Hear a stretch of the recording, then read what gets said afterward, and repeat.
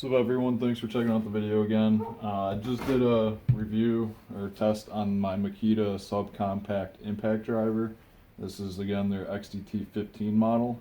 I just went through, if you watch my other video, a few fasteners here as well as this larger 6-inch structural screw to see how this performed. Now what I wanted to do is kind of go through the same test, excluding this 6-inch fastener, for the matching Makita drill driver here of their subcompact model. This is the XFD11 model, so again, just their matching kit to the subcompact here. I got these two together as a kit with the charger and the batteries. So I'm going to run through the same fasteners just into standard pine boards here and see how it performs, and then I'm going to also test just a few different drill bits, some spade bits, standard drill bits, and see how it performs with that as well, just as a bit of a test of how much power the subcompact line has. Again, this is like the impact driver. This is very compact in the hand, so but I think the power wise is still quite good. I'm going to run it just starting off with the 2 amp. I might throw a 5 amp on a couple things like I did for the impact driver, but we'll see how it goes. This is still a 2 amp hour battery fully charged, and I'm just going to go ahead and start again with 1.5-inch drywall screws, so still another standard setup, and we'll see how it does here. No problem. This is on speed 2 also, so that's the high speed. You do also have low speed, which would give you lower RPM but a little bit more torque. But I think for all this here, we're just going to keep it in the high speed mode, and it should be more than capable. So I'm just going to do a few of these drywalls. You can see it's more than powerful enough for that, and that's generally what I use this for. Normally a small screw like this I might use this for, but almost always I have a drill bit in this gun here, and then I follow it up with a screw with the impact driver. That's just kind of how I work it for woodworking stuff. You usually want like a pilot hole and follow it up, so it's nice to have the 2 different tools just instead of switching bits out, but this is still more than capable of driving some screws as well. We'll step up to the 2.5-inch cabinet style screw. Same thing, I think this is going to be no problem. So speed 2, 2 amp hour battery. Yeah, no problem. You can see it slowed down maybe slightly towards the end, but it's not struggling at all. It can still easily overdrive right through it.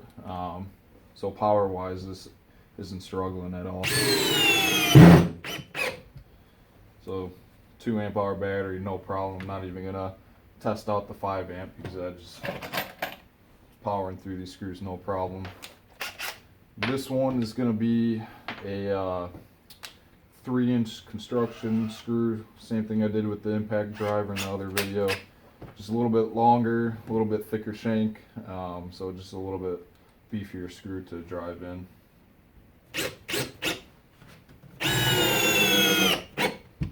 So once again, no problem. It's actually quite impressive for how small and lightweight and compact this drill is, combined with a small 2 amp hour battery. I mean, it packs a pretty good amount of power in my opinion for driving screws anyways.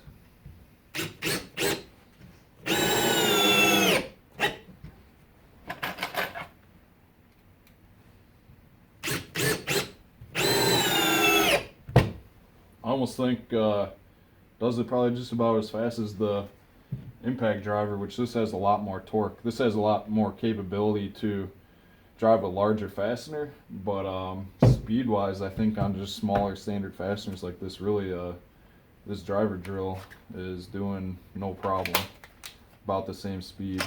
So that's screw wise, no problem. Wasn't expecting any issues. I think I'll just go ahead and try some standard drill bits just to show how it does. Again, not really going to be a problem. This is 3/16 bit standard kind of pilot drill for maybe some fasteners.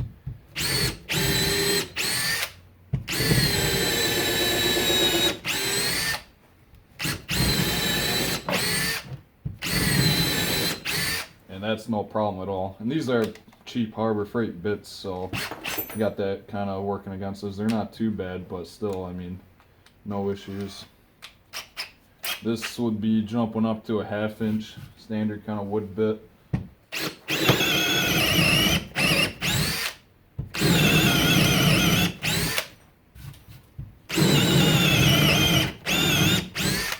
Again, no problem at all with the 1/2 inch. Blast right through it. No problem at all. And this is this drill bit stepped down, but even on this subcompact drill, it's still got a full 1/2 inch chuck for some larger bits. So we'll go to the Spade bits. I think it's going to handle these first two without a problem. We might have a little bit of trouble when we get to the 1 inch. But this is a 1/2 inch, and we'll see what happens. So still, speed 2, full speed, 2 amp hour battery.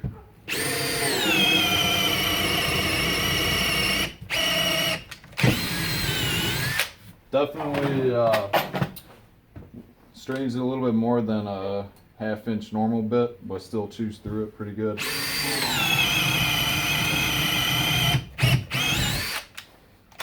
So no problem there. Try a 3/4 inch.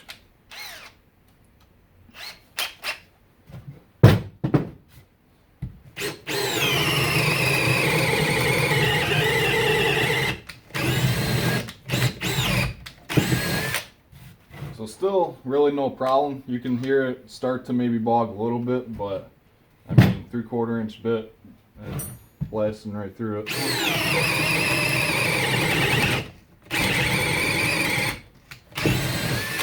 You see it kind of cut out there for a second, so might be you're starting to probably see the limitation of it there a little bit with the 3/4 inch, and we have moved down 1 bar here. I'm going to try that with a 5 amp hour battery just to see if it makes a difference.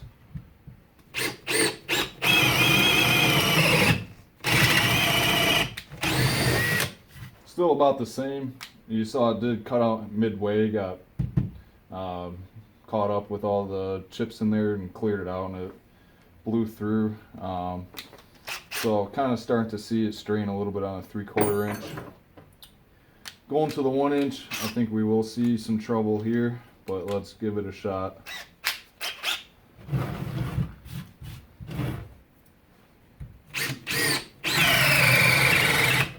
Yep, cut out there. So I'll back it up, clear it out. Yeah, once it gets down to a certain point, it starts to cut out with the full 1 inch bit, but you can, back it in and out and it'll run through. I'll go ahead and try it in low speed, lower RPM, but more power, see if it's able to chew through without bogging out.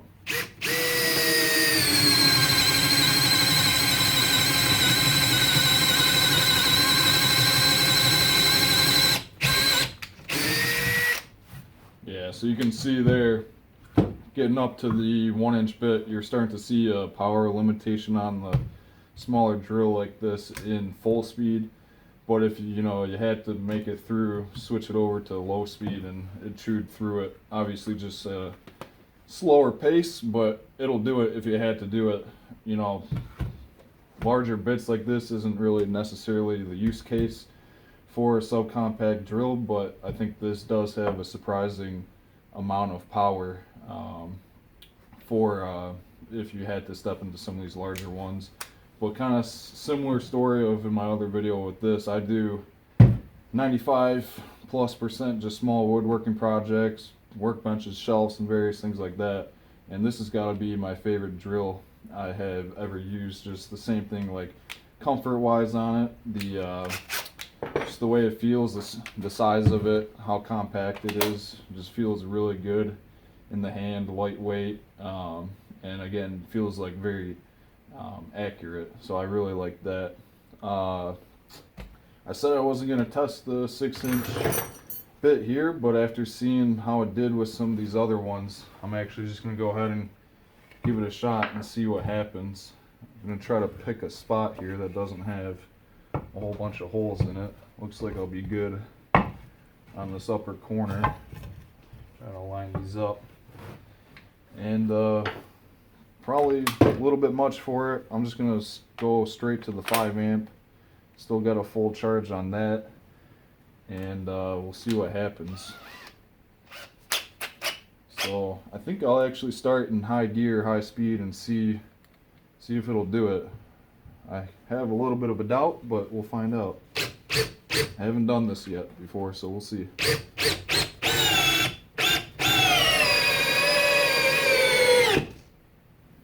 Cut out right there, almost all the way through.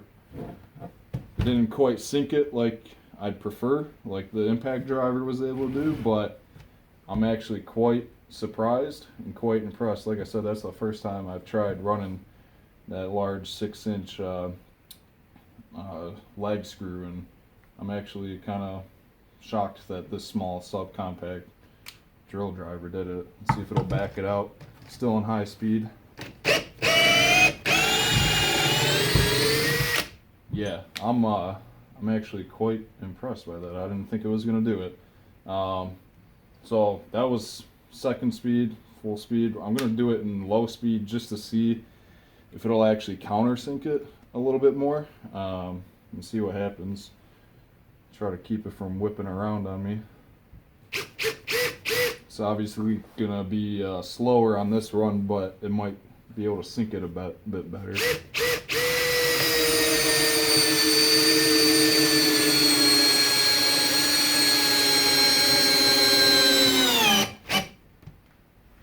Yeah, it did it. I'm really surprised, and it actually sunk it down, and I think it could go a little bit more, but with me having to hold this, it started to, I don't want to pull my wrist around too much, but I'm really impressed with that. I really didn't think it was going to do it here for me on the video, and this is still on full charge here. Maybe I'll just do it on the 2 amp, see what happens with the 2 amp. Still, this one's on 3 bars yet too, so.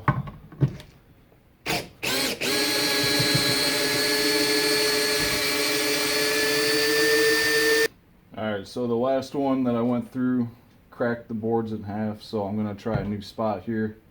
This is still back with the 2 amp battery. It's only got 3 bars right now. I'm going to try it in full speed. I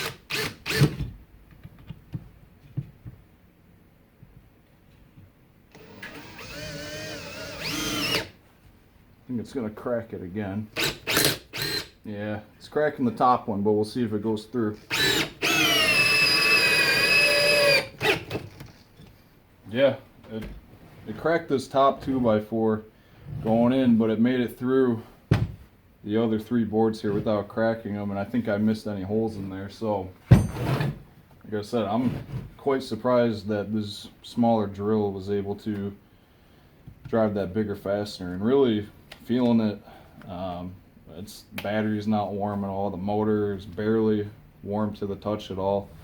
So that, I think this is kind of a stress test for this. Like, this is above really what this is designed for. But again, just like I mentioned in my other video, between these two, they do 99% of what I do, and even that last 1%, if you got to do one-offs of big fastener like that or something, they will do it if you needed to. So yeah, just want to do a quick test on kind of how this runs through different drill bits and different fasteners, and appreciate anyone that took the time to watch the video, and take it easy.